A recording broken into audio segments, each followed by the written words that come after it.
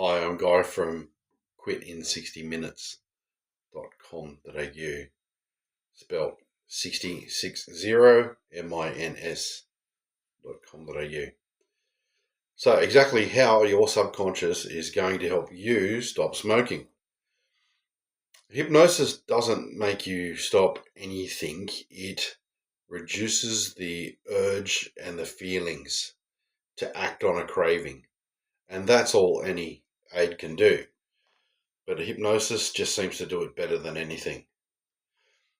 Your brain has certain states that it goes through every day that are normal states that happen 7, 8, 9 times a day, like gears in a car. So first, second, third, fourth.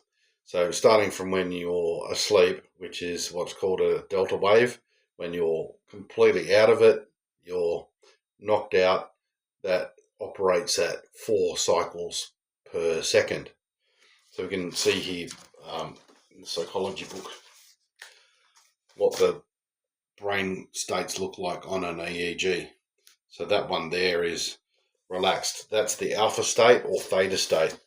So when you're going to sleep, first you start to daydream. That's the alpha state. You have that same state when you're daydreaming out of a window. You might be meditating or reading a book, or you could be driving a route that you drive often, where you jump in the car and you continue to go down the road, and you show up, you're at work, and you remember getting in the car, and you remember stopping and parking and go, oh wow, that was quick, I got here quick, because you were just off with the pixies. So these are alpha states when you're kind of operating on autopilot. So between the deep sleep delta and the alpha state, there's the theta state. The theta state of mind is about 8 cycles per second in the middle. You can Google these if you want exact figures. I know that the alpha state, meditative state, is about 16 cycles at its peak. And then there's the conscious state where you are now, which is the beta state. And then there's gamma state, which is extreme or intense thinking, problem solving, or can be achieved through altered states of consciousness, meditation, and that's a whole nother video. But the sweet spot for us here with hypnosis is the lower alpha and early theta states, and that's the part where you would get to when you start to just drift off into sleep and you get those visuals happening, and then you nod off and then you go out.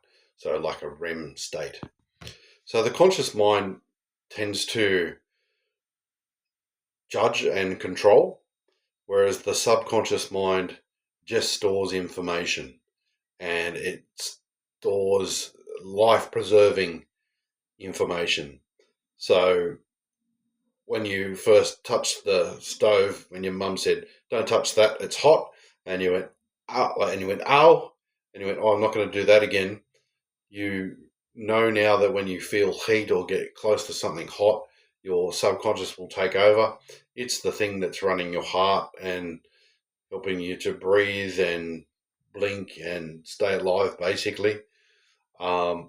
We've trained that from when we were born. We're pretty much a blank slate, and as we observe things, the subconscious takes these on board and files them away so that we can use them at a later date when something comes up. So you might recall the first time you had that cigarette and you went, oh, yuck, or the first time you had a beer or a shot of vodka or whiskey and you went, these things are actually disgusting. But you did it because it was cool. And you're going around, this is sexy, this is cool, I'm tough, I'm with the cool kids, that kind of thing. So your subconscious was programmed by your conscious, where you forced yourself to do these things to be with the cool kids. And it was a protection mechanism. Your subconscious believed it was keeping you safe because you're with your peer group. So to get things under control with hypnosis, we've got to back off the gatekeeper, which is the conscious mind. So during the hypnotic state, it's more like just a really deep guided meditation where we are distracting the conscious mind, just like when you're watching a movie and your thoughts may drift off, but then you come back to the movie. We want to keep that conscious mind relaxed so we can access the subconscious. So that's where we rewrite the programming, so to speak, where we thank the subconscious for protecting us and keeping us safe and comfortable and all the things that it's done in the past.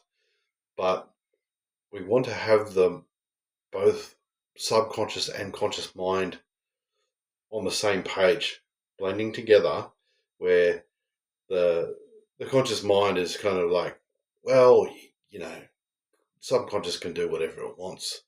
I'm not really interested. I'm only here if there's an alert, an emergency. Doesn't seem to be any emergency. Seems to be all beneficial. And then the subconscious mind gets directed to healthier programming and realizes that things that worked in the past aren't going to work anymore, and that being fit and healthy is the new cool thing to do. It's called the critical facility filter. When that is disengaged and both parts of the mind are at ease, at comfort, the whole brain has this light bulb moment and it says, this is the best way forward. And you wake up from your hypnosis session and it's just something you don't do anymore. The thoughts might come, like you're still going to have those withdrawals, like you might feel like you need coffee, sugar, chocolate, like a craving might come, but it's just something you don't do anymore, and you just bypass them, block them out of the way, off they go. So thanks for your time today. I'm Guy from quitting60minutes.com.au. Stay healthy. Please share this with someone you know who wants to give up smoking. And if you would like to give up smoking in 60 minutes, feel free to reach out through the contact form. I will call you back at a suitable time when I'm not with a client and give you my full attention. And let's do this.